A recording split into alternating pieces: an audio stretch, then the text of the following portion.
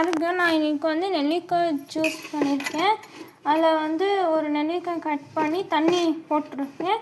இப்போது இந்த தண்ணியெல்லாம் கொஞ்சம் சால்ட் போட்டு நல்லா கிரைண்ட் பண்ணணும்.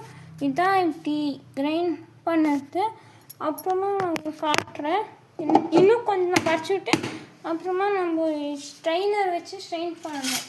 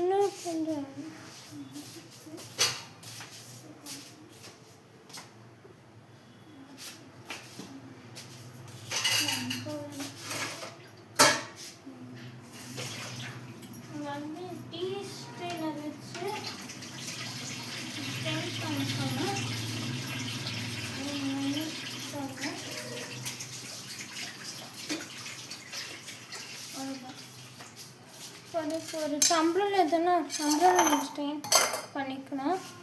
இப்போ இன்னும் கொஞ்சம் அரைச்சிடணும்.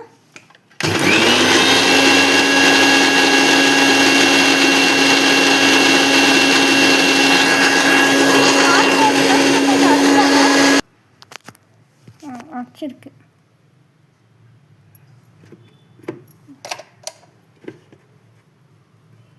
நல்லாவே அரைச்சிருக்கு. எவ்வளோ போகிறோம் இவ்வளோ அரைச்சி நம்ம யூஸ் பண்ணிக்கலாம். நம்ம வந்து ஸ்ட்ரைனரில் வச்சு ஸ்ட்ரெயின் பண்ணிக்கலாம் இந்த ஜூஸை. அவ்வளோதான். அப்புறம் நம்ம ஸ்பூன் எடுத்துக்கணும். ஸ்பூனை எடுத்துகிட்டே மாதிரி நெல்லிக்காய் இப்படி பண்ணணும். இந்த மாதிரி இதை பண்ணிக்கணும். லாஸ்ட்டாக கொஞ்சம் பேஸ்டெல்லாம் இருக்கும். அந்த பேஸ்ட்டு நீங்கள் போட்டு குடிச்சிடலாம். அப்போ தான் பெனிஃபிட் உங்களுக்கு. அப்புறம் இது இதில் போட்டுருவோம்.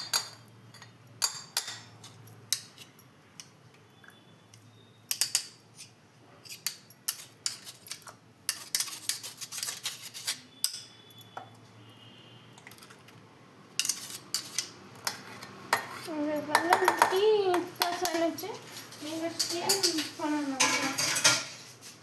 அடுத்ததுதான் நெல்லிக்காய் இது ரெடி ஆகிடுது.